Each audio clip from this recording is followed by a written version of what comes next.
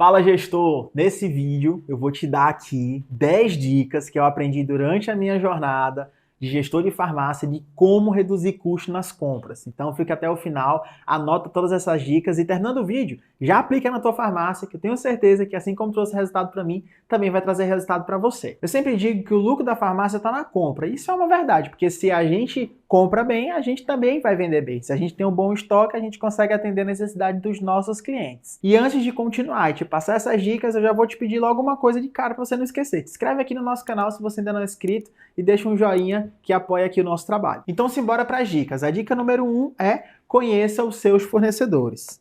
Vou até escrever aqui, fornecedores. Depois que eu passei a entender e criar relacionamento com os meus fornecedores, eu comecei a fazer melhores pedidos. Eu não vou conseguir fazer boas negociações se eu não tenho um bom relacionamento com eles. Conhecer os fornecedores vai além também só de bater um papo ali, é entender qual o tempo de prazo que ele entrega, entender qual é o prazo dele de pagamento, que tipo de negociações ele tem disponível para você também. Então, a partir do momento que você conhece os seus fornecedores, você já começa a comprar melhor na tua loja só fazendo isso aqui, só entendendo o que cada um pode te oferecer e assim você já vai saber como escolher quais são as melhores opções de fornecedores para a tua farmácia. Depois disso, a dica número 2, que foi uma dica que me ajudou muito, foi quando eu comecei a fazer cotações. Sim, eu não comecei a minha jornada na farmácia já fazendo cotações. No início eu não fazia. Eu achava que dava muito trabalho, achava que era algo que só ia fazer eu perder tempo. Só que eu comecei a perceber que de fato aquilo trazia um bom resultado. Nunca subestime o poder de fazer cotações de comprar. Quando você não faz cotação, a verdade é que você só está tirando o pedido.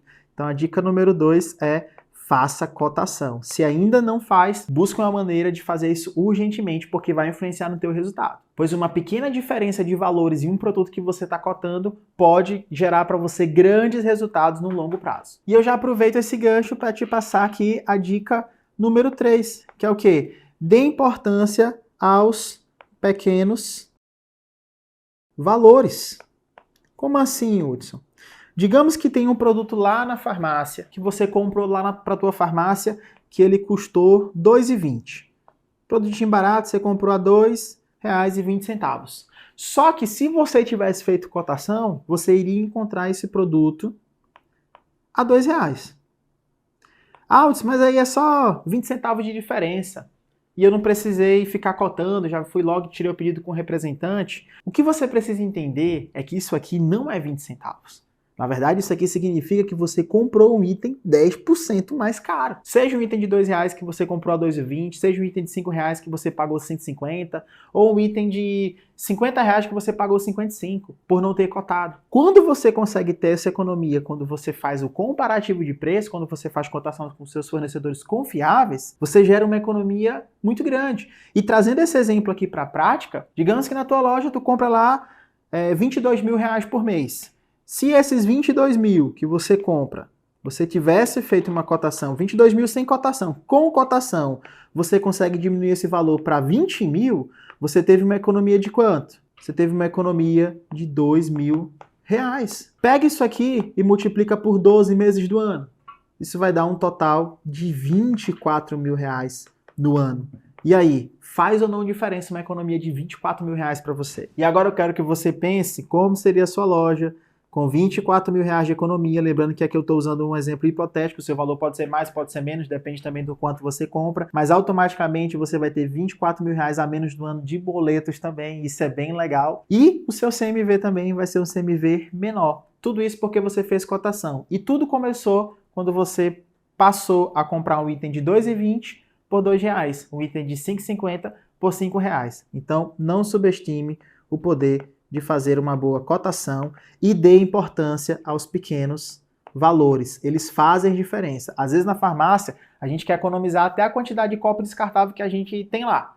A gente quer economizar em várias coisas, mas acaba pecando nesse ponto aqui de não dar importância aos pequenos valores. Depois que eu passei a dar importância para esses valores, eu comecei também a fazer compras melhores. Agora vamos para a dica número 4. Essa dica, ela parece algo comum, algo que todo mundo já se preocupa em fazer, mas tem muita gente que não aproveita desse benefício, que é o quê? Negociar, quando você tiver um bom volume, você negociar mais preço e mais prazo.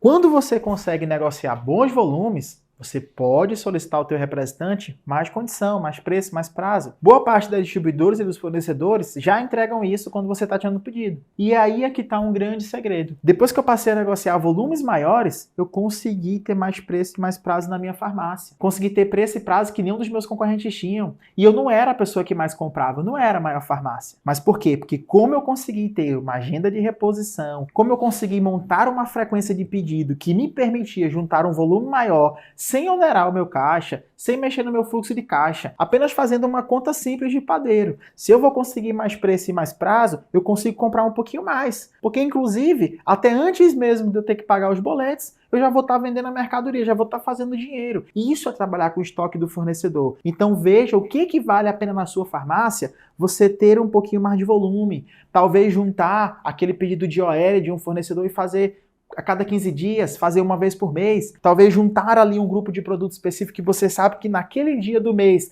naquela semana do mês tem uma condição especial e juntar para fazer tudo num volume só. Juntar ali um grupo de genéricos e mandar para um representante que você sabe que tem o menor preço quando a quantidade é um pouquinho maior. Tudo isso você também pode utilizar assim como eu utilizei e me trouxe resultado. E a dica número 5, isso aqui me ajudou muito, que foi utilizar da tecnologia ao meu favor.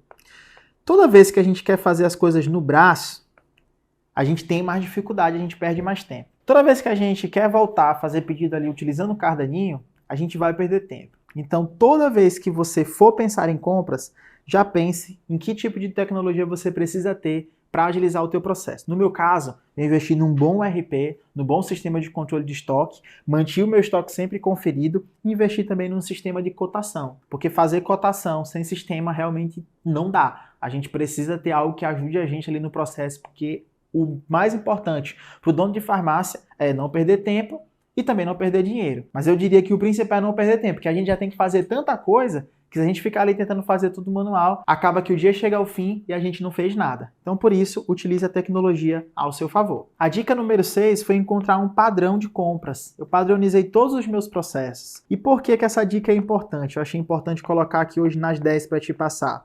Porque às vezes a gente pensa que fazer gestão de compras é algo difícil, padronizar processos, seguir um método. Não, isso vai ser muito difícil, eu prefiro comprar como eu estou comprando. Pelo contrário, quando você tem um padrão, você simplifica o teu processo. Inclusive te ajuda, porque no momento que você precisa delegar para outra pessoa comprar para você quando você não estiver na loja, você já tem um padrão para seguir. Você já sabe exatamente o que precisa ser feito, já sabe até como ensinar. Então, fica essa dica. Tenha um padrão nas suas compras. E a dica número 7, que também foi crucial para o meu crescimento, crucial para as minhas compras, foi ter um calendário de compras.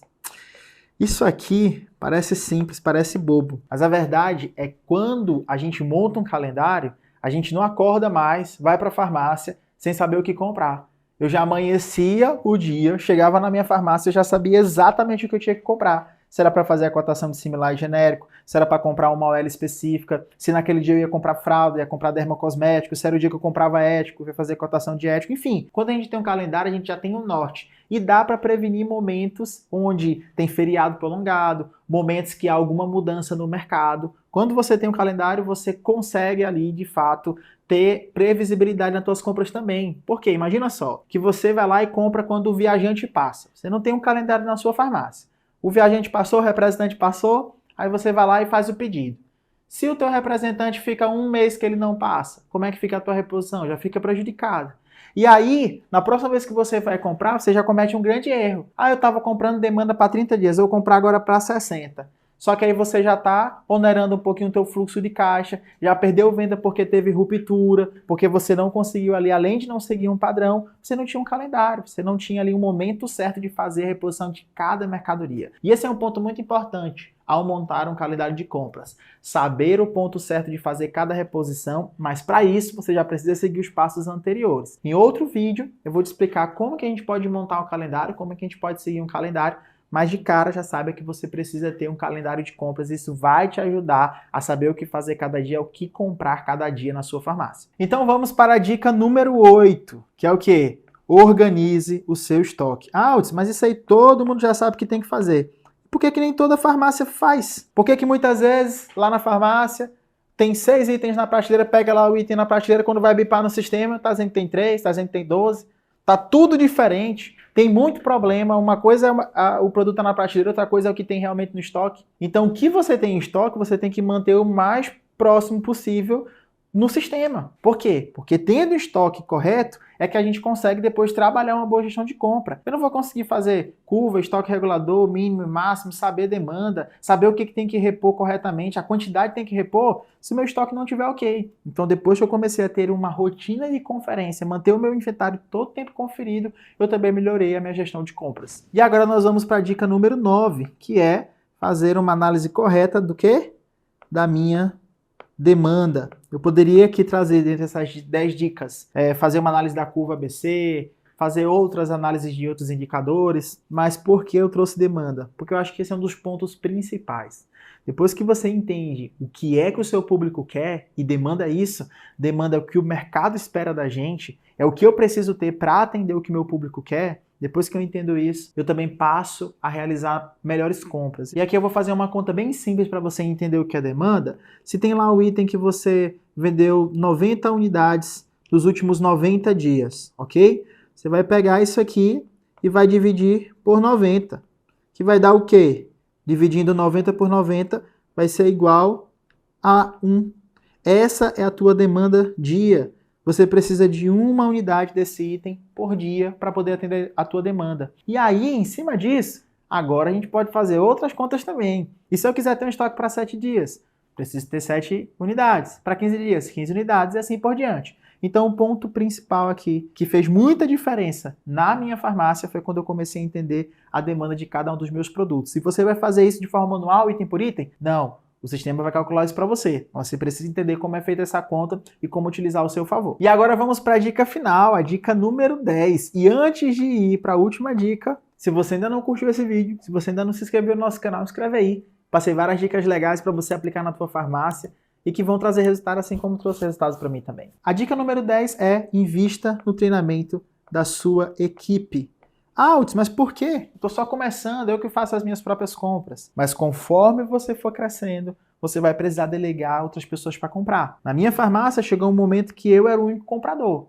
Depois, eu precisei ter mais outro comprador. Depois eu passei a ter 2, um só para cosmético, o outro para comprar só genérico. Depois 3, um para comprar só ético. Depois um ficava responsável só por determinada negociação. E mesmo quando eu estava na loja, como tinha um calendário, como tinha um método, qualquer um deles estava preparado para fazer as compras também. E isso me traz uma coisa que todo dono de farmácia precisa ter também, que é a liberdade. Tá certo? Então a gente precisa estar sempre criando essa cultura de desenvolver novos líderes se a gente quiser crescer, tanto no faturamento, no crescimento da nossa farmácia, como também ter liberdade. Quando a gente acumula todo o trabalho só pra gente, aquilo fica muito pesado. E quando eu delego para outras pessoas fazerem, eu consigo estar ali também cuidando de outras coisas na minha loja, de outros setores que a minha farmácia também precisa. Agora me diz uma coisa, você gostou dessas dicas? Você já aplicava alguma delas na tua farmácia? Coloca aqui nos comentários a tua opinião, que eu quero conversar com você.